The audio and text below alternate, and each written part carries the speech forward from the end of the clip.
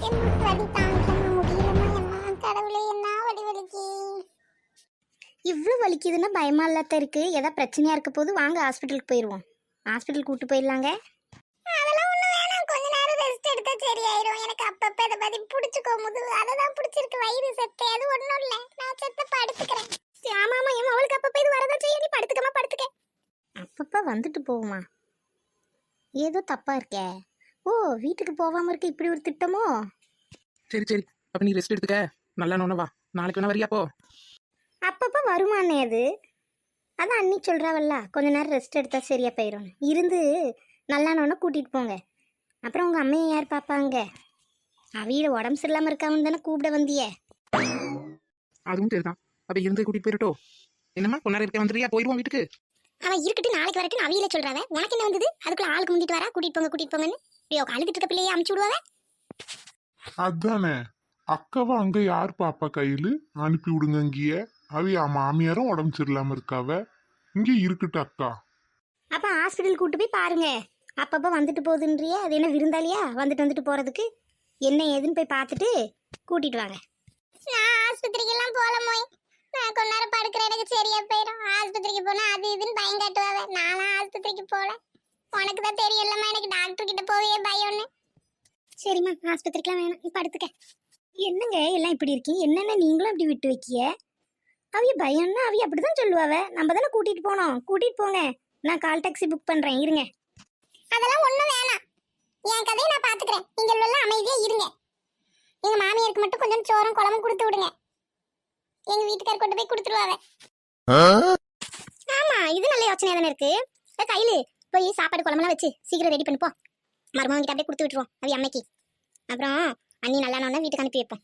நீ போய் அதை ரெடி பண்ணிடு. அப்படியே அவளுக்கு கொஞ்சம் கஞ்சி வச்சிரு, பூண்டெல்லாம் போட்டு வாய்வு கஞ்சி குடிச்சா கொஞ்சம் முதுகு பிடிப்பு நல்லா இருந்துருக்கு. போமா போ, சீக்கிரம் எல்லாம் பண்ணிடு. அதெல்லாம் ஒன்றும் வேணாத்தே, நான் பாத்துக்கிறேன். நான் தான் போய் சாப்பாடு செஞ்சு எங்க ரசம் வச்சு கொடுக்குறேன். நான் கிளம்புறேன். அதெல்லாம் ஒன்றும் வேணாமா தங்கச்சி, நான் போயிட்டு வரேன்.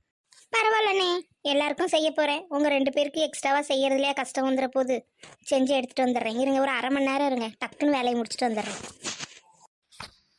ஆமா தான், வாங்கிட்டு போயிருங்க.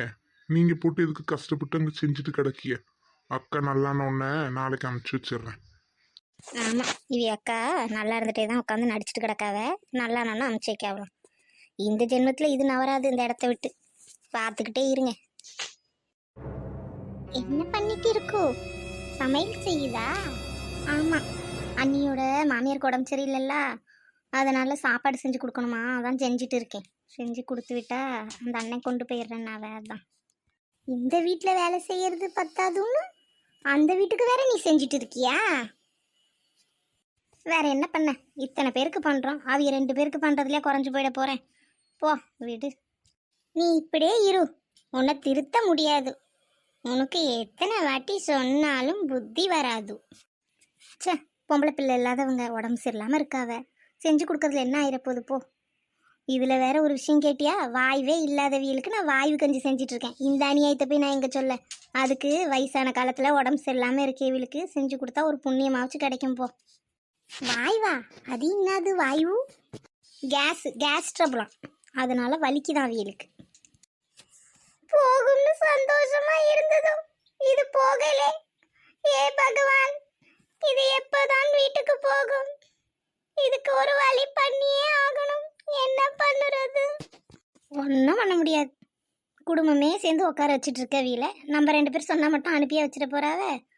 நாடகம் ஆடிட்டு உட்காந்துட்டு இருக்காவங்க நடிச்சுக்கிட்டு. இதுல வேற எங்க வீட்டுக்காரு அவி அக்கா அவ்வளோ சீரியஸா இருக்கிற மாதிரி எங்க அக்காவை யார் அங்க பார்த்துப்பான்னு கேட்காவ. எங்க போய் சொல்ல இந்த கூத்த போ. அதையே போட்டு யோசிச்சுட்டு இருக்காம நம்ம வாழ்க்கை எப்படி சந்தோஷமா வாழ்றதுன்னு போய் யோசிப்போ. இதை போட்டு மனசுல குழப்பிட்டு இருக்காத. இதை பத்தி யோசிச்சுட்டே இருந்தா பைத்தியம் தான் பிடிக்கும் நம்மளுக்கு. சப்ஸ்கிரைப் பண்ண எல்லாத்துக்கும் ரொம்ப நன்றி. வீடியோ பிடிச்சிருந்தா சப்ஸ்கிரைப் பண்ணுங்க.